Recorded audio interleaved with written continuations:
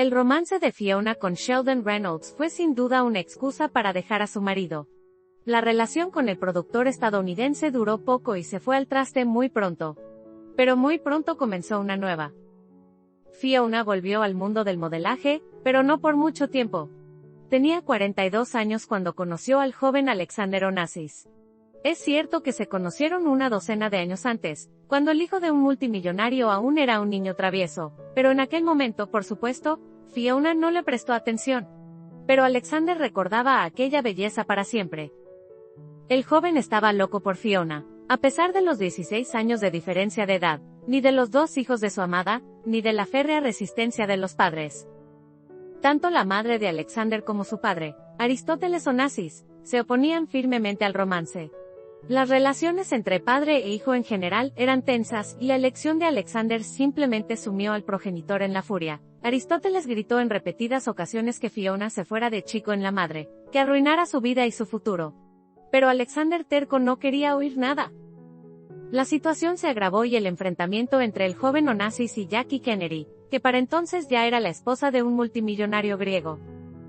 Fiona se resistió durante mucho tiempo a los sentimientos que surgieron entre ella y un hombre de 24 años.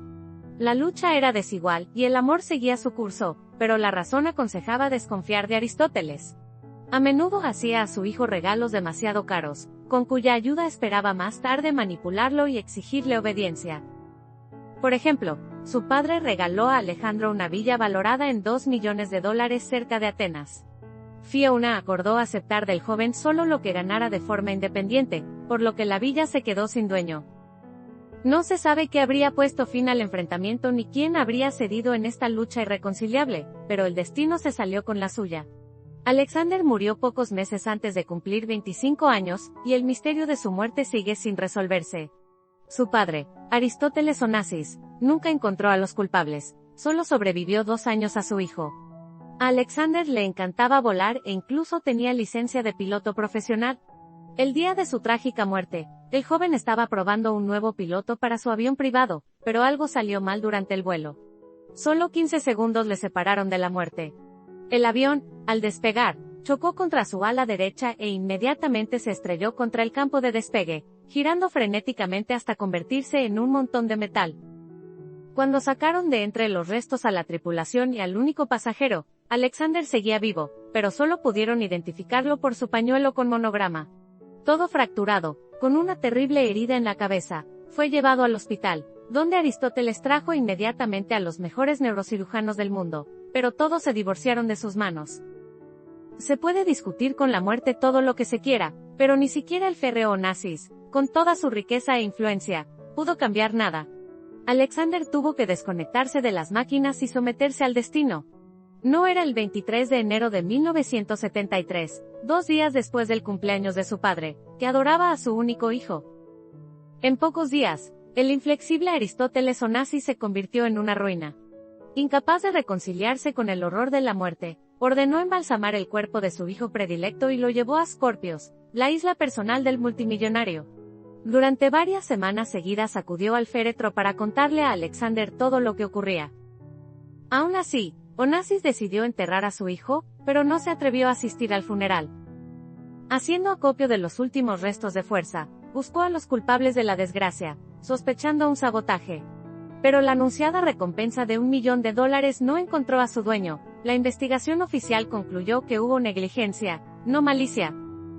Se habló de que la desgracia se podría establecer Jackie, la viuda del presidente Kennedy y la entonces esposa de Aristóteles Onassis, pero el punto en este asunto puso Fiona. La amante de Alexander dijo en ese momento, ella estaba esperando en secreto para él en Londres. Nadie, incluyendo Jackie, no esperaba que Alexander se quedaría en Atenas. Fue solo un trágico accidente, de los cuales hay miles en el mundo. Y sí, también les ocurre a los ricos y a los jóvenes. Fiona Campbell nunca se volvió a casar. Dejó el modelaje, esta vez para siempre. Relaciones ruidosas o de larga duración Fiona ya no hizo y desapareció de la vida pública. Al parecer, la muerte de su amado ha dejado una huella en su destino. Pero la pasión por la vida no se ha desvanecido. A la edad de 90 años, la ex supermodelo se ve simplemente increíble. Fiona Campbell Walter, baronesa Thyssen-Bornemisza de Casson, Es la única persona de esta historia que ha sobrevivido hasta nuestros días, y parece estar bastante cómoda en su papel actual. Fiona lleva un estilo de vida apartado, viajando entre su amada Grecia, Austria y Suiza. De vez en cuando se la puede ver en público en compañía de su hija Francesca, nacida de su matrimonio con el barón Tyson, pero dedica la mayor parte de su tiempo a sus nietos. Y ahora les hablaré un poco de la boda de la hija de Aristóteles Onassis.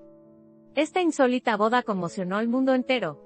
Estaba claro que ningún servicio especial podía obligar a la caprichosa princesa griega a casarse con un hombre que le era completamente indiferente. La heredera de millones se casó con un simple sirviente soviético.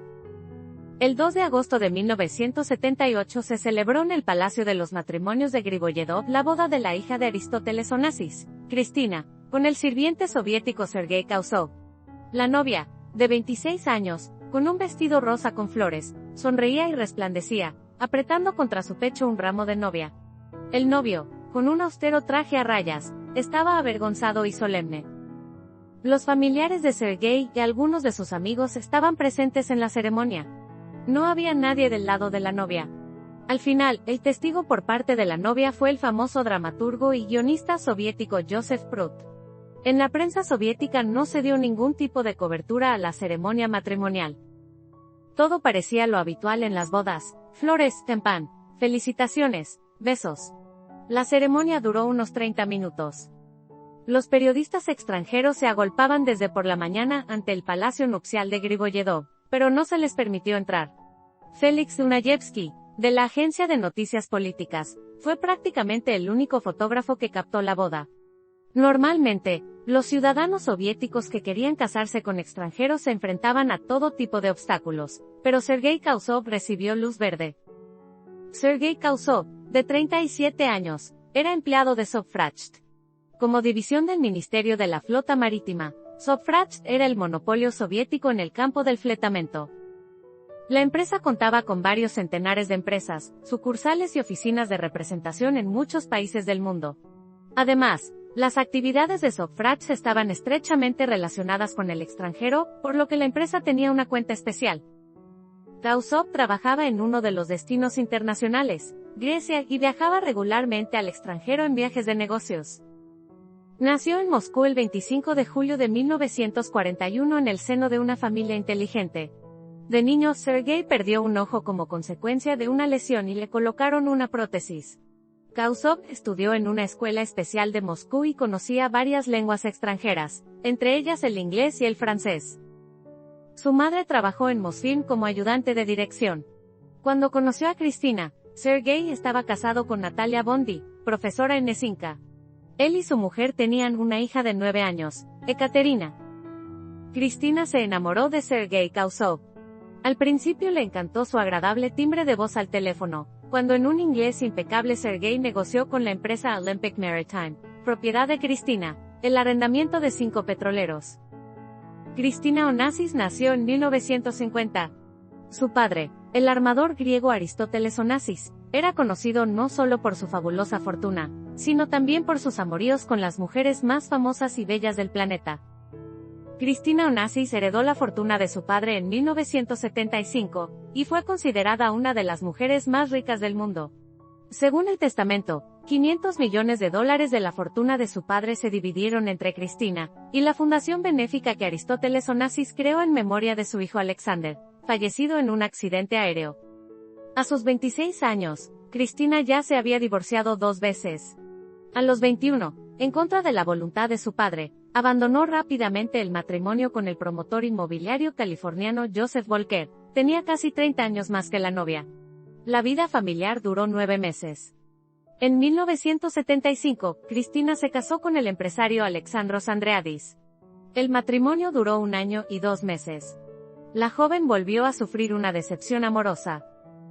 Aquí se interesó por el misterioso ruso Sergei.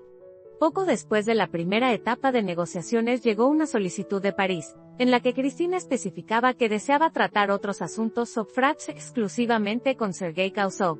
Tras conocerlo en persona, Cristina acabó convencida por su combinación de delicados modales y modesta valentía. Para colmo, Cristina quedó impresionada por su honestidad. Sergei rechazó la recompensa personal que ella le ofreció. En París, Durante las negociaciones, comenzó su tormentoso romance, que acabó en boda. Los recién casados se instalaron en un piso de 2 habitaciones en Mosfilmovskaya con la madre de Sergei. Pero caprichosa y acostumbrado al lujo Cristina barrio Christine madre en ley, y alojamiento modesto no le convenía. Se dijo que por orden del KGB les asignaron 2 pisos en Bezbosny Lane. Para ello tuvieron que desalojar al escritor Sorokin de un piso. Tras los primeros y entusiastas paseos por la capital, visitas a conciertos, teatros, museos, restaurantes y al Metro Lenin, los exóticos soviéticos empezaron a cansarse y Cristina anunció que se marchaban a París. Prohibido, por supuesto, era imposible y Sergei fue liberado para disfrutar de la dulce vida junto a su esposa. En una época, ella y Kausov vivían en una isla propiedad de Onassis en el Mar Jónico. La Dolce Vita no duró mucho, menos de 2 años. Como despedida, Kausov recibió 2 petroleros y un piso en Londres. Ya en la época soviética, se trasladó a Londres y trabajó para la agencia Interoceanic Factory Incorporated, parte del Imperio Onassis. Christine se casó en 1984 por 4ª vez.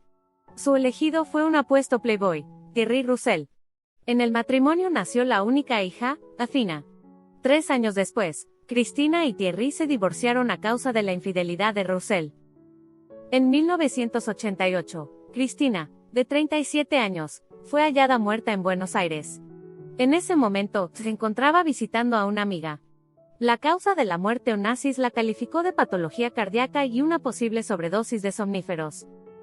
Cristina está enterrada en la isla de Scorpios, comprada por Aristóteles Onassis en 1962. La isla está ahora arrendada a la hija del multimillonario ruso, Ekaterina Ribolovleva. Se dice que en los últimos años de su vida Cristina recordaba a menudo a Sergei y decía que era su mejor marido. Pasado algún tiempo, Sergei Kausov se casó con una inglesa. En el matrimonio nació una hija, pero los cónyuges se separaron. Sergei Danilovich Kausov vive en Suiza en su propio chalet sin pobreza y de forma muy privada.